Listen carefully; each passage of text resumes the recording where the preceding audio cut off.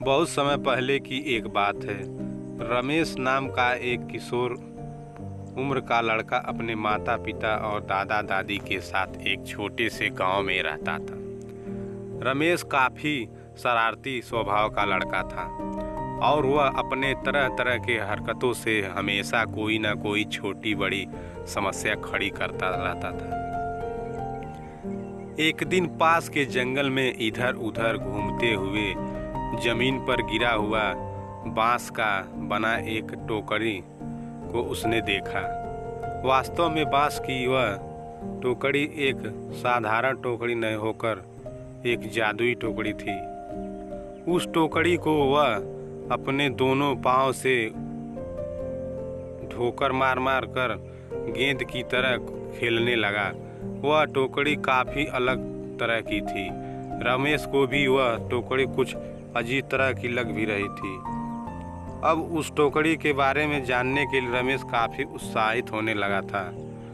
अब उसने उस टोकरी पर अपना पैर रखकर उस पर चढ़ने का सोचा, परंतु जैसे ही वह उस टोकरी पर अपना पैर रखकर चढ़ा तो वह टोकरी रमेश को लेकर आसमान में उड़ गई। उड़ते उड़ते बहुत दूर बादलों के पार लेकर चली गई। फिर घंटे भर बाद एक विशाल महल के अंदर ले जाकर उसे उतार दिया।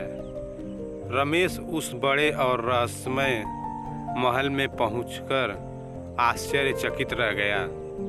वह महल में इधर उधर घूमकर जायजा लेने लग गया था।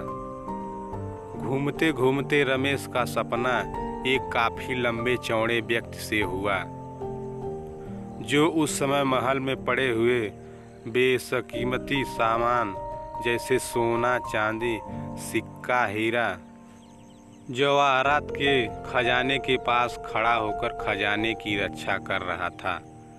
उस विशाल व्यक्ति भी अचानक रमेश को देखकर चौंक गया। उसने रमेश से पूछा कि तुम यहाँ तक कैसे पहुँचे। रमेश ने उस व्यक्ति को अपनी सारी बातें बता दी। वह विशाल व्यक्ति काफ़ी दयालु भी था। उसने रमेश को कुछ खजाना देने की पेशकश की, परंतु एक शर्त यह भी रखा कि रमेश बिना पूछे कोई भी चीज़ इस खजाने में से हाथ नहीं लगाएगा। रमेश काफ़ी खुश हो गया। उसने उस विशाल व्यक्ति की यह शर्त मान ली थी, लेकिन कुछ दिनों के बाद ही रमेश पर लालच पूरी तरह से हावी हो गया था। उसने बिना पूछे खजाने में से कुछ सोना और जवाहरात चुपचाप चुरा लिया था। कुछ दिनों बाद रखवाले को एहसास हो गया कि कुछ सामान गायब हैं। जब खजाने के रखवाले को रमेश की इस हरकत का पता चला तो वह काफ़ी गुस्सा हो गया था। उसने रमेश को महल में खोजा। खोजबीन करने के दौरान वह जादुई टोकरी उस विशाल व्यक्ति के पैरों के नीचे दबकर फूट फूट गया। उस टोकरी के टूट जाने के कारण अब रमेश का अपने घर वापस जाना संभव नहीं हो सकेगा। उस टोकरी के टूट जाने के कारण रमेश धरती पर वापस कभी नहीं जा सकता था। जब रमेश को यह एहसास हुआ कि उसने काफ़ी बड़े गलती कर दी है, तो वह उस विशाल व्यक्ति के सामने अपने आप को दोषी ठहराते हुए उससे माफ़ी मांगा और जो भी कीमती सामान उसने चोरी किए थे वह सभी सामान खजाने के रखवाले को वापस कर दिया था। उसने यह वादा भी किया कि अब वह कभी भी बिना पूछे कोई सामान नहीं उठाएगा और चोरी कभी नहीं करेगा।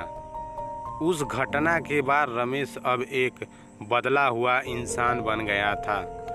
अब वह अपनी ईमानदारी और सत्यनिष्ठा के साथ उस महल में रह रहा था और खजाने की देखभाल भी कर रहा था। रमेश ने यह सीखा कि लालच कभी नहीं करना चाहिए। लालच इंसान को कहीं का नहीं छोड़ता है। रमेश के चाल चलन एवं बदले हुए स्वभाव को देखकर खजाने के रक्षक उस विशाल व्यक्ति को रमेश पर दया आ गई। उसने फिर से एक जादुई टोकरी बनवाई जिस पर सवार होकर रमेश अब अपने गांव जा सकता था। एक दिन रमेश उस टोकरी पर सवार होकर फिर से अपने गांव की ओर उड़ गया। खजाने के रक्षक ने रमेश को कुछ खजाना भी दिया था। रमेश अपने गांव आकर उस खजाने में से कुछ हीरे जवाहरात अपने गांव वालों के बीच भी बांट दिए थे। दोस्तों, इस कहानी से आपको कोई सीख मिली हो तो कमेंट करके ज़रूर बताएं और चैनल पर नए हैं तो चैनल को सब्सक्राइब ज़रूर करें। जय हिंद।